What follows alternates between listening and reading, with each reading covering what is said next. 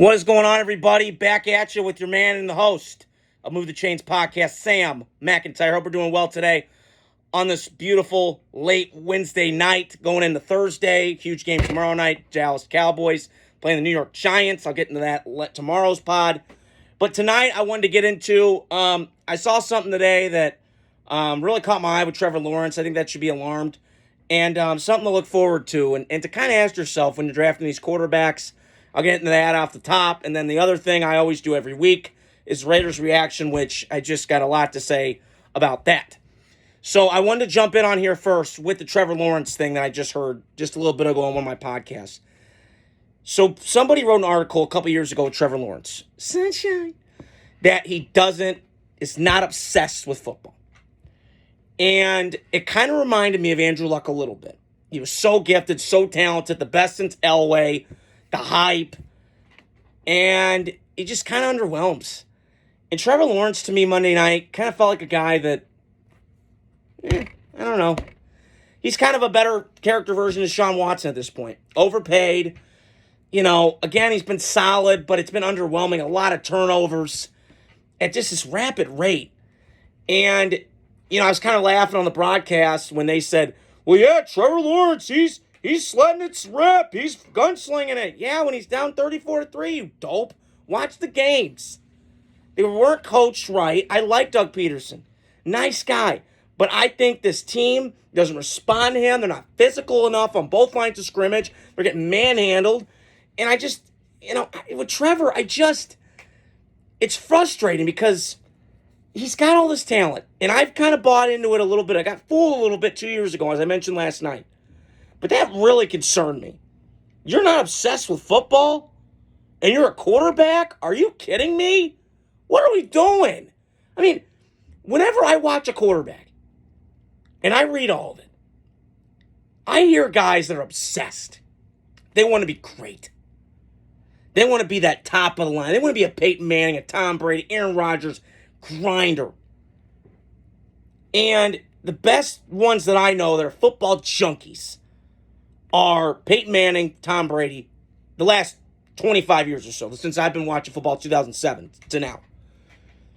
And then there's been guys like a Favre or, that just are kind of instinct. Like Stafford, I think, into that lump of the football junkie kind. He just loves it. He's obsessed with it. Obviously, he's got his family, but you get my point. But I would think, from here on out, if you're a fan of any team, I'm throwing this out to anybody that watches, really do your research on these quarterbacks when you're studying them and understanding, okay. And I've heard this too, like, people get all confused, like, well, what do you need to talk about? Why do you need to talk about your background? Because I do. I'm paying you it's a $5 billion industry, you dope. Get over it. I wouldn't ask my cornerback or, my safety to do this shit. I'm asking my quarterback to. I'm paying you it's a $5 billion industry, like I mentioned before, and you got to have it. And I think I'm starting to see the movie. Trevor Lawrence is just, he told you what he was. But Jacksonville, and this is what poor organizations do, they just think, oh, we got a clip, we got a hope. And then it falls back down. So, I've got really big concerns, and if I'm a Jaguar fan, I'd be really disappointed. Because that city deserves better. They've had great players, obviously Mark Brunell and Tom Coughlin was great, and they've had great players over the years. But, I don't know. I just think with Trevor Lawrence, he's a better version of Sean Watson without all the headache and the cancer off the field with all the massage therapist nonsense. Jesus. God help us. So, I wanted to get off my chest a little bit and just tell you what I think. But also, you need to dive into these quarterbacks and do the deep dive on their biography, what they come from. Are they mature? Are they immature? You can't be immature at the quarterback position. You can't. If you're a mature quarterback, I got question marks all around. Baker, he's grown up a lot. He's my doppelganger. But he's grown up a lot, okay? So, my Raider reaction week 3. Oh, do I got a lot to get to. Should have seen it coming. Andy Dalton, Bayswater pistol, pew, pew. He looked like Red Rifle out there. Good God, he looked good. And we couldn't get him. I should have gone into that game. He's 5-0 against the Raiders' lifetime. Teams always shred us. I don't know what Patrick Graham was doing defensively. They just didn't look. They looked out of sync. Maybe they're riding high after the Baltimore game, which, again, is impressive. but it's kind of an outlier situation. We don't know. It's still early. But I'm kind of worried about this team moving forward because, I love Devontae, and I think he's great. But I go back to, and this is crazy to me, this stat, and I don't know, it's just crazy to me. Mind boggles my mind. Because I love the Raiders. You guys know I got it tattooed. I'm trying to show it here. And I'm a Packer fan because I've been a Packer fan since Brett Favre. And I just can't wrap my brain around. Packers have been to the playoffs 14 out of 21 years since 2003. So 21 years, add that up. Basic math. And the Raiders have been 2 times. Packers have been 14 times in a bunch of NFC Championship games. Hell's one of their biggest brands of football behind the Cowboys. But they've been at the Super Bowl. They won it with Aaron. They've just been in the mix. And the times they've missed it, it's not very long. It's a year and then boop, back to normal. Like the 8-8 year 06, and then Favre next year, and obviously an NFC Championship game, and then Favre, he's a flawed player, loved him, but he threw terrible picks at the worst times. And that was in that NFC Championship game where it was 0 degrees. I felt like I was working at the freezer at Walmart. It was that cold. But he got there, and we obviously saw what happened. So, I don't know. With Devontae, what I don't understand, I think more so this was a more emotional decision to leave Green Bay and go to the Raiders. And I get his family's there. I get all that. I'm not saying I wouldn't. I would do the same if I was in his spot. But I would also think of it from another perspective and go, okay, this organization's kind of doomed. And I'm a Raider fan. I'm just speaking from observation here. I give you my reactions every week. I just don't think you need, I've said this before, and I saw it Sunday, you need a guy back there. Gardner's not it, and I'm not a hater. I'm just telling you, I see it enough, and I go, that ain't it. He's a backup. He's a middle relief pitcher. He's not some guy, 9 innings, take it on, let's go. You can bat against Barry Bonds and Barry Bonds and all these big Prince Fielder and Miguel Cabrera. You're not going 9 innings with that guy against the big league hitters like a Pujols, like a Barry Bonds, like those guys in the MLB for years and years. I was trying to incorporate baseball a little bit of football, but I just don't. So the Raiders are kind of in a weird spot. It reminds me, and again, I've watched football 17 years. I don't remember the Raiders when they brought Randy Moss in. I remember hearing about it, and just that was when the end of the Raiders reign was going, and it just kind of has been a declining ship since. But it kind of reminds me of similar. Great players on really good teams. Vikings, obviously, with Dante Culpepper. Get your roll on. And, they had all of that weaponry in the 2000s. And then obviously, the Packers, when they had their run with Aaron Rodgers, with Devontae that came in. Excuse me. So, Devontae should have been more careful.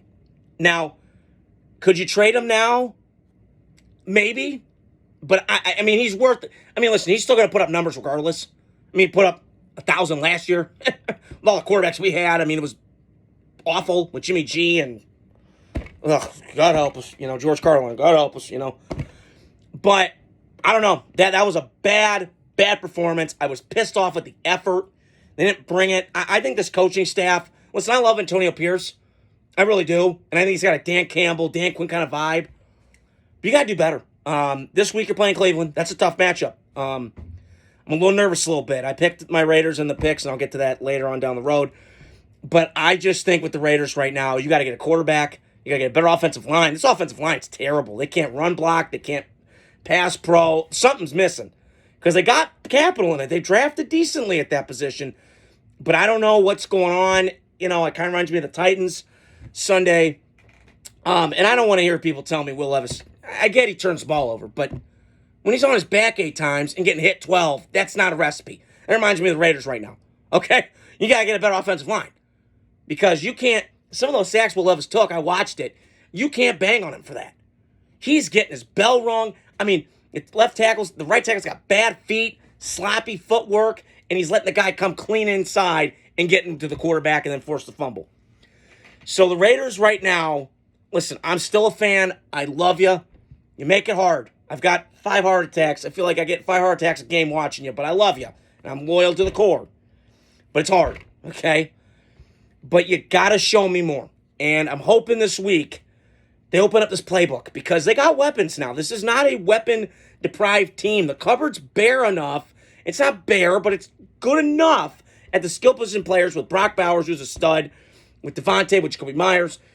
You know, you got that thing going on. I just think they got to do some changing play calling, go more of a power run game with a fullback, kind of like what the Raiders had mid-2000s with Gruden, that first go-around, that second go-around in Oakland, where it was John Ritchie and it was Zach Crockett, king of the wild frontier, you know, getting his dance on. But you got to get back to that. I've been reading reports and suggestions that I would do that. You got to go back to Zamir White is not Zeus. He's not God. Okay, he's not a Greek God here, but he's a good enough back.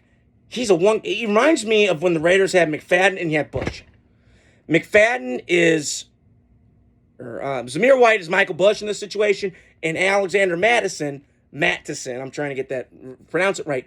He's more of the Darren McFadden type. Now, not as big as McFadden, but some fans out there could probably understand what I'm talking about, trying to get the gist of it, where he's kind of, you know, he's big enough, he's powerful enough that he could run between the tackles, hit the hole, catch the ball in the backfield, decent pass pro, not great, but good enough and solid enough to protect the when a blitzing linebacker coming off the edge. But right now, this defense has got to get better. And I think they will. I think they'll get the ship right this week, hopefully against Cleveland. I'm hoping. You play Deshaun Watson. I mean, let's hope. Fingers crossed. It's at home. So you got some momentum now. You're only 1-2. This isn't. You're not out of it. You got it. You can climb back into it. You can. I'm trying to keep 1 week at a time, but I'm kind of like feeling okay. Maybe we got something here. So I hope that goes well. I hope you guys are doing well on this Wednesday. Please make sure to subscribe. Go to my YouTube channel. Trying to put the word out. Instagram, TikTok, all that stuff. I hope you guys subscribe, hit, share, listen, give suggestions. I'd really appreciate it. And there's going to be more videos coming out, so stay tuned. Have a great night.